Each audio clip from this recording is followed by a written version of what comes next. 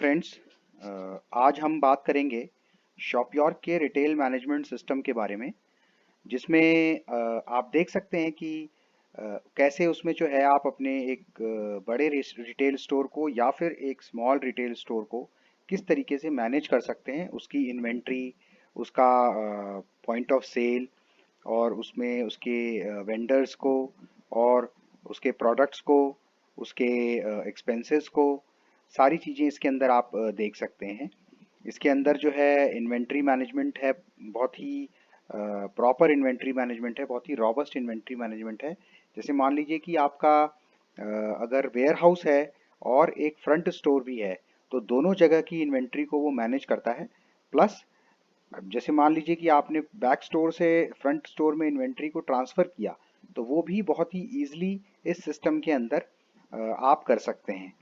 Plus audit भी कर सकते हैं कि जिसकी मतलब जितना आपके स्टोर में इन्वेंट्री आई, अगर कुछ लॉस हुआ या कुछ लॉस्ट हो गया या किस वजह से, वो सारी चीज़ें आप इसके अंदर ऑडिट भी कर सकते हैं। तो ये काफ़ी रॉबस्ट इन्वेंट्री मैनेजमेंट सिस्टम है, काफ़ी रॉबस्ट पॉइंट ऑफ सेल बना हुआ है। और सिर्फ यही नहीं, इस सिस्टम के शॉपयॉर्क के सिस्टम के साथ आप अपना इंटीग्रेटेड ई कॉमर्स स्टोर भी रन कर सकते हैं। सबसे अच्छी बात यह है कि इसके साथ आप इंटीग्रेटेड ई कॉमर्स स्टोर भी रन कर सकते हैं। जैसे ही इसके अंदर आपका अकाउंट बनता है, आपका एक ई कॉमर्स स्टोर भी तैयार हो जाता है, जिसको जैसे कि मान लीजिए कि मेरी शॉप का कुछ नाम है और अगर मैंने उस नाम से यहाँ पर अपना अकाउंट बनाया, तो उसी नाम से हमारा एक ई कॉमर्स स्टोर भी रन करने लगेगा, जिसको कि आप अपने डोमेन पर शिफ्ट करके आप ऑनलाइन भी अपने प्रोडक्ट्स को सेल कर सकते हैं। और दोनों जगह के सेल्स को सिंगल जगह पर हम मैनेज कर सकते हैं। सिंगल स्टोर में आप ऑर्डर लेकर के मैनेज कर सकते हैं। तो आइए दिखाता हूँ मैं आपको कि ये कैसे कैसे कर सकते हैं। आज ये इंट्रोडक्टरी वीडियो होगा, जिसके अंदर कि हम आपको सारा डैशबोर्ड और सब कुछ दिखाएंगे कि कैसे कैसे ये काम करता है। देखिए, सबसे पहले है इसका डैशबोर्ड। ये डैशबोर्ड है। डैशबोर्ड के में आप देख सकते हैं add item, inventory, receive stock, order, transfer stock, add expenses. ये हमने क्विक मेन्यू बना के दिया हुआ है कि यहीं से आप चाहें तो अपना आइटम ऐड कर सकते हैं। जैसे इस पर हम क्लिक करेंगे तो आइटम ऐड करने के लिए हमें यहाँ पर ऑप्शन आ जाता है, पूरा फॉर्म आ जाता है, देख सकते हैं आप, जहाँ से कि हम अपने आइटम्स को ऐड कर सकते हैं।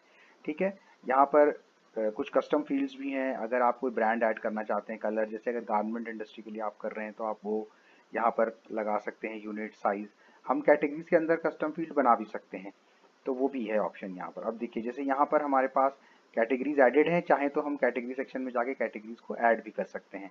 तो यहाँ पर आप देख सकते हैं ये सारी कैटेगरीज एडेड हैं। जो भी कैटेगरी आप करना चाहते हैं वो यहाँ पर आप कर सकते हैं। अब जैसे शुगर है, शुगर में मान लीजिए ये यूनिट्स हमें ज़रूरत है, तो हम ये यूनिट यहाँ पर, साइज अगर हटाना चाहते हैं, ब्रांड किस ब्रांड की शुगर हम बेच रहे हैं, यूनिट रखना चाहते हैं मान लीजिए केजी में और ग्राम्स में, तो वो सारी चीज़ें हम यहाँ पर यूनिट लगा देंगे, तो उसी यूनिट में हम यहाँ पर भर सकते हैं सारी चीज़ें। प्रोडक्ट का नाम भर सकते हैं यहाँ पर, कुछ भी। ठीक है। उसके बाद आप यहाँ पर जो भी उसका जो ब्रांड है वो यहाँ पर डाल सकते हैं, जो भी ब्रांड आपने ऐड किया होगा। ठीक है। यूनिट यहाँ पर आप डाल सकते हैं। देखिए, पीसेस, केजी, मान लीजिए हम केजी में ऐड करना चाहते हैं। अगर नई यूनिट ऐड करना चाहते हैं तो हम डायरेक्टली यहाँ से ऐड भी कर सकते हैं। नया ब्रांड हम यहाँ से, सपोज करिए हमने एक ऐड करके दिखाता हूँ, मवाना। मवाना ब्रांड का मैंने शुगर ऐड करना है, तो मैंने यहाँ पर ब्रांड ऐड कर दिया, तो ब्रांड सक्सेसफुली देखिए ऐडेड हो गया। ठीक है। तो मवाना ब्रांड का शुगर यहाँ पे अटैच हो गया। टैक्सेस, टैक्सेस यहाँ पर ये सारे देख रहे हैं आप, जो हम लगाना चाहें लगा सकते हैं। अगर कुछ नया टैक्स ऐड करना चाहते हैं तो यहाँ से नया टैक्स ऐड कर सकते हैं। मैन्युफैक्चरर्स और कंट्री कहाँ पे बना हुआ है, और वेंडर, कोई अगर वेंडर कौन सा वेंडर को सप्लाई कर रहा है, वो सारे वेंडर्स यहाँ पे ऐडेड होंगे। आप जो जो भी मान लीजिए वेंडर कोई दे रहा है, तो वो यहाँ पर आप सेलेक्ट कर लेंगे, तो वेंडर, उसके बाद नेक्स्ट करेंगे तो स्टेप बाय स्टेप वो आपको सारे प्रोडक्ट्स को ऐड करा देगा। देखिए, ठीक है। तो ये ऐड प्रोडक्ट का हमारा वो रहा। अब यहाँ पे होम पे क्लिक करेंगे, हम होम पे आ जाएंगे। उसके बाद आप देखिए ये होम पे आ गए। इन्वेंट्री का सेक्शन है, इसी तरह से रिसीव स्टॉक, क्या स्टॉक आपने रिसीव किया। देखिए ये सारी चीज़ें यहाँ पर आपको दिखा रहा है कि किस परचेज ऑर्डर के अगेंस्ट में किस डेट को बना था, किस वेंडर ने कितना, एक किस तरीके की डिलीवरी टाइप। अच्छा, डिलीवरी टाइप इज सिंगल। कई बार क्या होता है कि मान लीजिए कि आपने कुछ अमाउंट ऑर्डर किया, कुछ इन्वेंट्री ऑर्डर करी, उसमें से वेंडर कहता है कि मैं कुछ इन्वेंट्री पार्ट में डिवाइड आपको दे दूंगा और कुछ इन्वेंट्री बाद में दे दूंगा। तो इस तरह से डिलीवरी टाइप हो जाएगी। अगर वो मल्टीपल उसमें करेगा तो हम जब पीछे से सेटिंग करते हैं, जो कि मैं आगे जा करके आपको पूरी डिटेल वीडियो एक एक पॉइंट पे बनाऊंगा, तो उस पर मैं सारी चीज़ें क्लियरली बताऊंगा। तो वहाँ यहाँ पर उसी तरीके से डिलीवरी टाइप आ जाएगा मल्टीपल। डिलीवर्ड है, स्टेटस क्या है, कंप्लीट है, डिलीवर्ड है, आप इसकी डिटेल्स देख सकते हैं। पेमेंट जो बच रही है इस पर पेमेंट कर सकते हैं, ठीक है। सारी कितना पेमेंट आप दे चुके हैं, कितनी ड्यू है उस वेंडर की, सारी चीज़ें सब कुछ यहाँ से देखिए आप देख सकते हैं। PO, delivery record, receipt, vendor payment detail, सारी चीज़ें यहाँ से देख सकते हैं, ठीक है। अब देखिए इसी के अंदर हमने जो है डैशबोर्ड के बाद हम देख सकते हैं ये पॉइंट ऑफ सेल का भी हमने यहीं पे ऑप्शन दे रखा है। इसमें आप पॉइंट ऑफ सेल भी है, जैसे मान लीजिए आपका स्टोर है, फ्रंट स्टोर, तो आप वहाँ से अगर आप यूज़ करना चाहते हैं तो पॉइंट ऑफ सेल को आप यहाँ से यूज़ कर सकते हैं। ये देखिए ये पॉइंट ऑफ सेल है, मैं क्लिक करके दिखा देता हूँ। देखिए यहाँ पर ये पॉइंट ऑफ सेल है, यहाँ से आप इस पॉइंट ऑफ सेल को यूज़ कर सकते हैं और अपना बिलिंग कर सकते हैं कस्टमर्स के लिए बार कोड के थ्रू, या एसकेयू जानते हैं तो एसकेयूज के थ्रू, कस्टमर का मोबाइल नंबर ऐड करने के लिए। ये सारी चीज़ें मैं क्लियरली आपको एक एक वीडियो में बताऊंगा। अभी मैं शॉर्ट में इसलिए बता रहा हूँ ताकि आपको एक इंट्रोडक्शन हो जाए इस सिस्टम का, इस पूरे सिस्टम का, जो कि आप एक तरह से कह सकते हैं कि एक ईआरपी है आपके रिटेल स्टोर के लिए, ठीक है। देखिए ये ऑनलाइन स्टोर की जो मैं बात कर रहा था, तो यहाँ से आपको ऑनलाइन स्टोर देखिए यहाँ पर आप देख सकते हैं, ये ऑनलाइन स्टोर है। जैसे अगर हम कोई भी स्टोर चला रहे हैं तो ये ऑनलाइन स्टोर है हमारा, जो हम चलता है, जो हम ई कॉमर्स की बात करते हैं। तो इस तरीके से टेम्पलेट है इसमें, जो आपके ऑनलाइन स्टोर को देखिए इस तरीके से दिखाएगा। तो ये अंदर ही बने हुए ऑनलाइन स्टोर्स हैं। ये तो हमने एक सैम्पल स्टोर बना दिया है, और लेकिन आपके लिए जैसे हम अगर चाहें तो हम आपका कस्टमाइज टेम्पलेट भी बना करके इसके अंदर लगा सकते हैं, ठीक है। इसी तरीके से ये वेंडर सेक्शन है। वेंडर सेक्शन के अंदर आप वेंडर्स को ऐड कर सकते हैं, वेंडर की लिस्ट आ जाती है। जो भी वेंडर्स आपने यहाँ पे ऐड किए हुए हैं वो सारे वेंडर्स की लिस्ट देखिए आप यहाँ पर आ रही है, देख रहे हैं आप, ये सारे वेंडर्स की लिस्ट यहाँ पर आ रही है कि वेंडर्स ने क्या है, कितने प्रोसेस में, कितने पीओ प्रोसेस में है, उनकी सारी डिटेल, कितना नंबर ऑफ ऑर्डर ले चुके हैं, कितने ऑर्डर वैल्यू ले चुके हैं, कितना अमाउंट पे किया जा चुका है, कितना ड्यू है, ये सारी डिटेल इसके अंदर आ जाएगी, ठीक है। सिमिलरली नाउ अब हम आते हैं कैटेगरीज पे। कितनी कैटेगरी के आप प्रोडक्ट्स जो सेल करते हैं, तो ऐड कैटेगरी यहाँ पे कर सकते हैं। जैसे कैटेगरी दिखा देता हूँ मैं आपको, फॉर्म जस्ट अभी ऐड नहीं करूँगा, जस्ट दिखा दूंगा ताकि आपको आइडिया लग जाए। Perishable category, non semi perishable, non perishable, देख रहे हैं आप। तो हमने इसको 3 कैटेगरी में डिवाइड किया हुआ है। पेरिशेबल आइटम्स जिनके एक्सपायरी डेट्स होते हैं, सेमी पेरिशेबल आइटम्स भी होते हैं, और एक नॉन पेरिशेबल आइटम्स होते हैं जो कि कभी भी खराब नहीं होते, ठीक है। कैटेगरी आप कैसे बेचना चाहते हैं, लूज आइटम बेचना चाहते हैं, फ्रूट्स एंड वेजिटेबल्स जैसे होते हैं, लूज आइटम्स भी बेच सकते हैं आप इसके अंदर। अगर आप पैक वाइज बेचना चाहते हैं तो इस कैटेगरी में पैक वाइज आइटम आप डाल सकते हैं। कैटेगरी का नाम, इमेज, सब कैटेगरीज डाल सकते हैं इसके अंदर, ठीक है। जैसे मान लीजिए कि किसी भी कोई एक बड़ी कैटेगरी, जैसे मान लीजिए कि हम कहते हैं कि ग्रेन्स है, ग्रेन्स एक कैटेगरी है, तो ग्रेन्स के अंदर हम मल्टीपल चीज़ें डाल सकते हैं कैटेगरी वाइज, सब कैटेगरीज डाल के फिर उसके अंदर हम आइटम्स को डाल सकते हैं। तो आप इससे क्या होता है कि आपका ना एक एक आइटम का प्रॉपर ट्रैकिंग होती है, एक एक आइटम की प्रॉपर ट्रैकिंग होती है कि वो कहाँ पर है, किस जगह पर है, और कितना सेल हो रहा है। तो वो सारी डिटेल्स यहाँ पर ट्रैकिंग होती है। तो इसलिए इसको हम इस तरीके से बाइफरकेट करके चलते हैं ताकि सब क्लियर रहे सिस्टम के अंदर कि मेरा कोई भी आइटम किस कैटेगरी को बिलोंग करता है, और उस कैटेगरी उसी ये एक बहुत बड़ा बेनिफिट है कैटेगराइज करके आइटम्स को डालना। फिर हम आते हैं प्रोडक्ट्स। प्रोडक्ट्स को देखिए, प्रोडक्ट्स में आइटम, आइटम की list, colour, brand, unit, size, tax, ये सारी चीज़ें आप इसके अंदर ऐड कर सकते हैं, ठीक है। ये आप देख सकते हैं, ठीक है। उसके बाद आता है स्टॉक। स्टॉक इन्वेंट्री जिसमें कि हम कहते थे स्टॉक में क्या है, आपने जो भी आइटम्स ऐड कर लिए अब उनकी इन्वेंट्री को आपने ऐड करना है, तो वो आप यहाँ से ऐड कर सकते हैं। पीआर, परचेज रिक्विजिट बना सकते हैं। जैसे मान लीजिए कि किसी वेंडर से अब आपको ऑर्डर देना है तो परचेज रिक्विजिट पहले बनता है। वो परचेज रिक्विजिट में आपने अपना आइटम डाल दिया, किस कॉस्ट पे आप लेना चाहते हैं वो डाल करके, या तो आप वेंडर को भेज दिया आपने। वेंडर ने मान लीजिए कि किसी एक आपने कोई एक्स कॉस्ट पर आपने भेजा, वेंडर ने कहा कि नहीं मैं इतने पे नहीं, मैं कुछ नेगोशिएशंस हुए वाई कॉस्ट पे, एक सर्टेन नेगोशिएशन के बाद आपकी एक पीआर बन गई, तो उसको आप फिर कन्वर्ट करके पीओ में, परचेज ऑर्डर में कन्वर्ट कर देते हैं। जब परचेज ऑर्डर आप रिलीज कर देते हैं यहाँ से, तो सारे परचेज ऑर्डर सेम पीआर जो बनता है उसी के नाम पर परचेज ऑर्डर इमीडिएट, आपको फ्रेश बनाने की जरूरत नहीं है, उसी को आप जस्ट कन्वर्ट इनटू पीओ करेंगे और वो इमीडिएटली परचेज ऑर्डर में कन्वर्ट हो जाएगा। जैसे देखिए ये देख रहे हैं आप, ये सारे परचेज रिक्विजिट्स हैं, इनको हम चाहें तो परचेज ऑर्डर, ये ऑलरेडी कन्वर्ट हो चुके हैं, तो इसलिए यहाँ पे देखिए ये नहीं आ रहा है, लेकिन अगर आप नया परचेज रिक्विजिट बनाएंगे तो वो इमीडिएटली आपसे कहे, जब सारी चीज़ें हो जाएंगी तो यहाँ पे ऑप्शन आएगा ग्रीन बटन का, आप उसको कन्वर्ट करेंगे तो पीओ में कन्वर्ट हो जाएगा वो इमीडिएटली। ठीक है, आप डिटेल्स देखना चाहें तो यहाँ से इसकी डिटेल्स देख सकते हैं, क्या प्रोडक्ट लिया था, कितना ऑर्डर क्वांटिटी किया था, किस वेंडर से लिया था, ये सारी चीज़ें आप यहाँ पर देख सकते हैं। ठीक है फ्रेंड्स, तो ये यहाँ से आपने स्टॉक्स के अंदर आपने ये सारी चीज़ें देखी।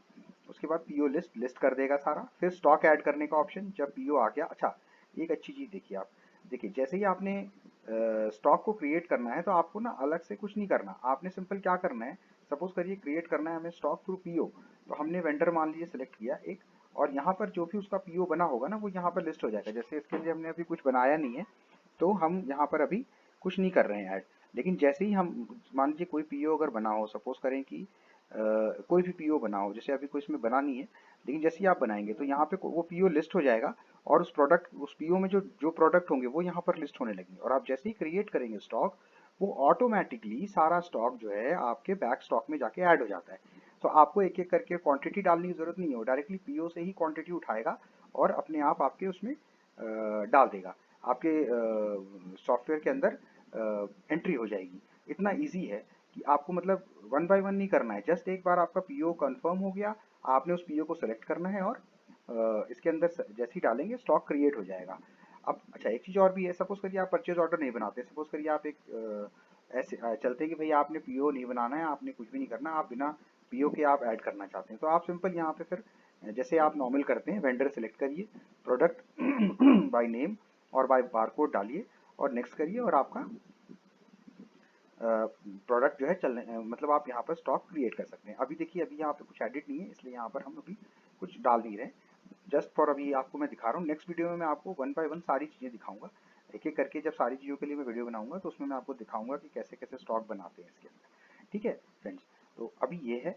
उसके बाद हम ट्रांसफर स्टॉक पे आते हैं। ट्रांसफर स्टॉक क्या है? ट्रांसफर स्टॉक बेसिकली ये है कि जो आपकी बैक इन्वेंट्री में स्टॉक है वहां से आप अपने फ्रंट इन्वेंट्री में स्टॉक को ट्रांसफर करते हैं, तो यहाँ से आप कर सकते हैं उसके अपने जो भी प्रोडक्ट का या एसकेयू जो भी है उसके हिसाब से आप कर सकते हैं यहाँ पर। ठीक है, इसके बाद आते हैं हम ट्रांसफर स्टॉक हो गया। मार्क डैमेज, मार्क डैमेज जो स्टॉक, मान लीजिए कई स्टॉक ऐसे आते हैं उसमें से कुछ जैसे बैक स्टोर में कुछ स्टॉक है, कुछ है वो प्रोडक्ट है उसमें अगर डैमेज है कोई कुछ तो वो यहाँ पर आप डैमेज स्टॉक करके डाल देंगे, तो वो उसकी एसकेयू और वो सारी चीज़ें कितनी क्वांटिटी डैमेज हो गई, ठीक है, वो सारी चीज़ें यहाँ पर उसकी आप ऐड कर सकते हैं सारी चीज़ों को।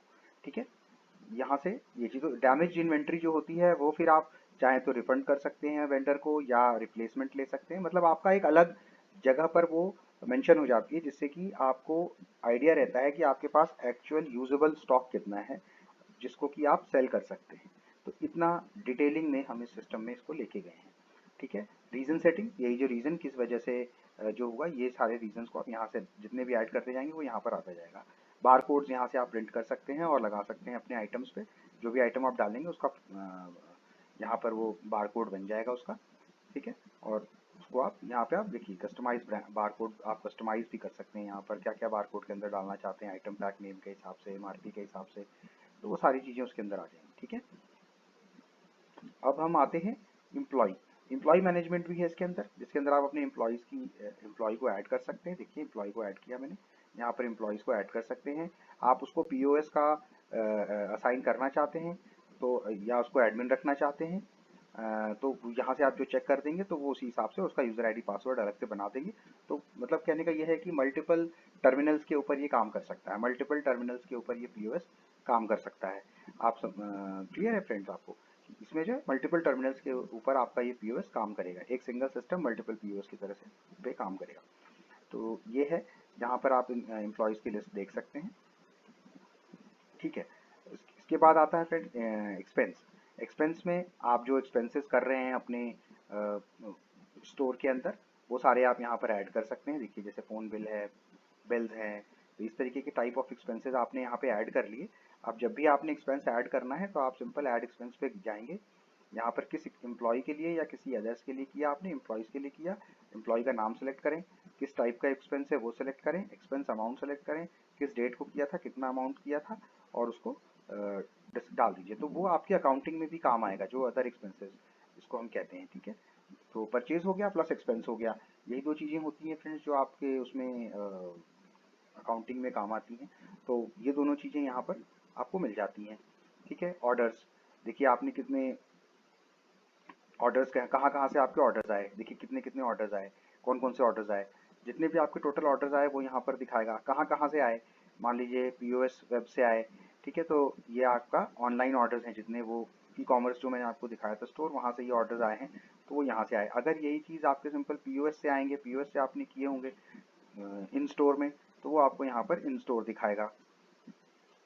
मैं आपको वीडियोस में ये सारी चीज़ें एक्सप्लेन भी करूँगा और एक एक फीचर को मैं के लिए मैं वीडियोस बनाऊंगा ताकि आपको हर एक चीज़ का आइडिया रहे, ताकि आप बस इस वीडियोस को देखें और आप इस पूरे सिस्टम को समझ जाएं। तो इस तरीके से मैं इन वीडियोस में सारी चीज़ें लेके आऊँगा आपके लिए। ठीक है, उसके बाद आप देखिए पीओएस ऑर्डर और ये आता है ऑनलाइन ऑर्डर। ये ऑनलाइन ऑर्डर्स हैं, देखिए आप। ठीक है, ऑनलाइन ऑर्डर्स, और ये जो अभी आपने देखा तो वो पीओएस ऑर्डर्स। हम देखना चाहते हैं कि हमारे पीओएस से कितने ऑर्डर्स आए, तो वो सारे यहाँ से दिखाएगा पीओएस ऑर्डर्स। देखिए पीओएस से हमने इतने ऑर्डर्स लिए, तो इन स्टोर जो पीओएस से ऑर्डर हुए वो इन स्टोर ऑर्डर्स हुए। ठीक है, और जो ऑनलाइन आए तो ई कॉमर्स ऑर्डर्स हुए। ठीक है, फिर यहाँ से हमने रिपोर्ट्स दे रखी हैं, order list, invoice list, sales report, कितनी सारी रिपोर्ट्स हैं आप देख सकते हैं। ये काफ़ी सारी रिपोर्ट्स हैं। सीजन्स के हिसाब से सेल्स जो होती हैं इसमें, वो उसकी सारी रिपोर्ट्स आप आ सकते हैं, किस सीज़न में क्या चीज़ें ज़्यादा बिक रही हैं, तो किस टाइम पे क्या चीज़ें ज़्यादा बिक रही हैं, ये सारी रिपोर्ट्स देखेंगे आप, यहाँ से आपको मिल जाएगा। ठीक है, एक्सपेंस आप देख सकते हैं यहाँ से, किस तरीके की कब क्या क्या एक्सपेंस हुआ, ये सारी चीज़ें आप देख सकते हैं। तो इस तरीके से हमने बहुत सारी रिपोर्ट्स इसके अंदर दे रखी हैं।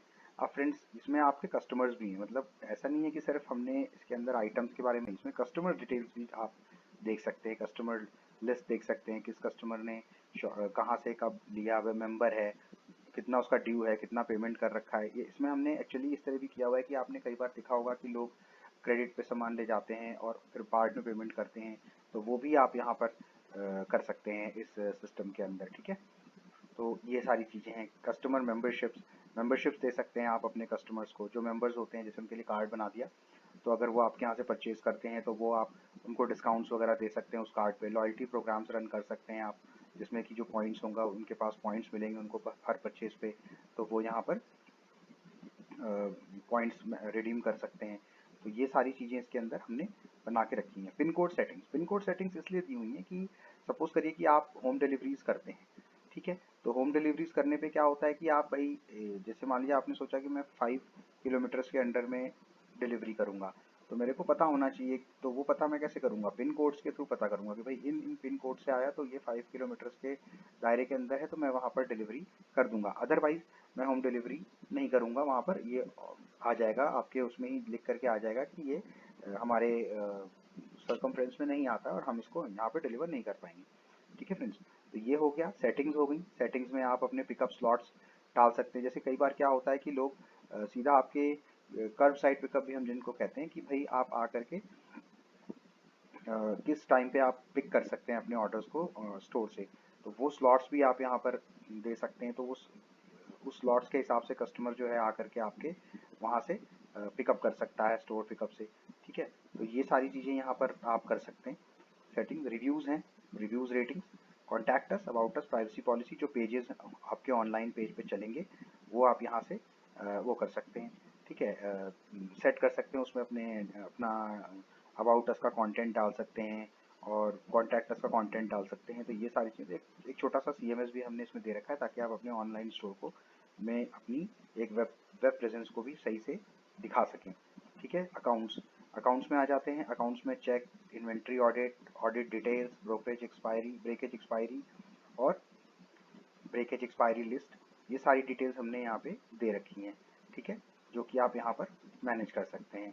चेक्स, अगर जितने भी चेक आए आपके, अगर किसी ने चेक से पेमेंट करी है या किस तरीके से पेमेंट करी है तो उसने डिटेल दिया हुआ है, तो चेक को आपने क्लियर हुआ नहीं हुआ वो सारे एंट्रीज यहाँ पर आप कर सकते हैं। क्योंकि देखिए ऑनलाइन पेमेंट्स का और बाकी चीज़ों का तो ट्रैक आप कर सकते हैं, बट चेक कैसे, जो पेमेंट आई उसको कैसे ट्रैक करेंगे, तो उसके लिए आप जब चेक आया, चेक इशू हुआ, क्लियर हुआ नहीं हुआ, वो सारी चीज़ें जब आप करके यहाँ पे एंटर करेंगे तब आपकी एक्चुअल अकाउंटिंग होगी। अदरवाइज चेक वाली जो पेमेंट होती है वो मिस हो जाती है कई बार, तो हमने यहाँ पर ये ऑप्शन दे रखा है। इन्वेंट्री ऑडिट, इन्वेंट्री जो आपकी इन्वेंट्रीज हैं उनकी ऑडिट, ठीक है, आप यहाँ पे कर सकते हैं। इंस्पेक्शन, किस डेट को इंस्पेक्शन हुआ, उसमें आप देख सकते हैं कि इन स्टोर में इन हैंड क्वांटिटी कितनी है, बैक स्टोर में इन हैंड क्वांटिटी कितनी है। ये तो हो गया सिस्टम का। और जब आप जा करके मैनुअली चेक करते हैं या मैनुअल आपने जब इंस्पेक्शन किए तो उसमें दोनों में डिफरेंस आया, तब आप वहाँ से पता कर सकते हैं या फाइंड आउट कर सकते हैं कि कहाँ पर डिस्क्रिपेंसी आ रही है। तो ये ऑडिट बहुत ही इंपॉर्टेंट है फ्रेंड्स, एक रिटेल स्टोर में बहुत ज़्यादा इंपॉर्टेंट है कि आप अपने स्टोर की या अपने यूनिट की, even if you are wholesaler, आप अपने यूनिट की ऑडिट करें। ये ऑडिट डिटेल्स आप यहाँ पर देख सकते हैं। अभी हमने एक्चुअली कुछ किया नहीं है, डेटा नहीं है इसमें, तो इसलिए खाली है, अदरवाइज सारी चीज़ें आपको ये दिखाता जाएगा। ठीक है फ्रेंड्स, तो आई होप कि ये वीडियो आपको समझ में आया होगा और शॉपयॉर्क का ये सिस्टम आपको काफ़ी हद तक क्लियर हुआ होगा। और इसके डैशबोर्ड पे भी आप देखिए कि सारी हमने जो है डिटेल्स और एनालिसिस यहाँ पर दे रखी है। आप देखेंगे तो लो इन्वेंट्री और बैक स्टोर में लो इन्वेंट्री, हाई इन्वेंट्री, यहाँ पर आपको नोटिफिकेशंस आ जाते हैं। देखिए ये जैसे नोटिफिकेशंस हैं तो ये दिखा रहा है कि इतनी इस दिन को इतना है, ये सारी डिटेल्स आप देख सकते हैं, देख रहे हैं आप। तो ये सारी नोटिफिकेशन आइकन्स वगैरह सब कुछ आपको यहाँ पे मिलता है। और आप देखिए नीचे मैं पूरा लेके जा रहा हूँ तो सारी चीज़ें आपको यहाँ पर मिल रही हैं। तो एक complete retail store management system है और होलसेल स्टोर मैनेजमेंट सिस्टम है। इसके अंदर ये बड़े wholesalers, small wholesalers, mid size wholesalers, सबके लिए ये काम आता है। और रिटेल स्टोर्स, बड़े रिटेल स्टोर्स, स्मॉल और मीडियम रिटेल स्टोर्स, सब में ये बहुत ही अच्छे से चल जाता है। तो एक बार इसको आप ट्राई करके देखें, आपके लिए काफ़ी यूज़फुल सिस्टम है और इजी टू यूज़ है। शॉर्टकट्स भी हमने देखिए इसमें दे रखे हैं कि डैशबोर्ड पे जाना है, पॉइंट ऑफ सेल खोलना है, तो ये सारी चीज़ों के लिए हमने शॉर्टकट कीज़ बना रखी हैं जिससे कि आप इसको यूज़ कर सकते हैं। ठीक है फ्रेंड्स, तो आई होप कि मैंने काफ़ी क्लियर किया होगा इस वीडियो में, हमारे सिस्टम के फीचर्स के बारे में आप काफ़ी क्लियर हुए होंगे।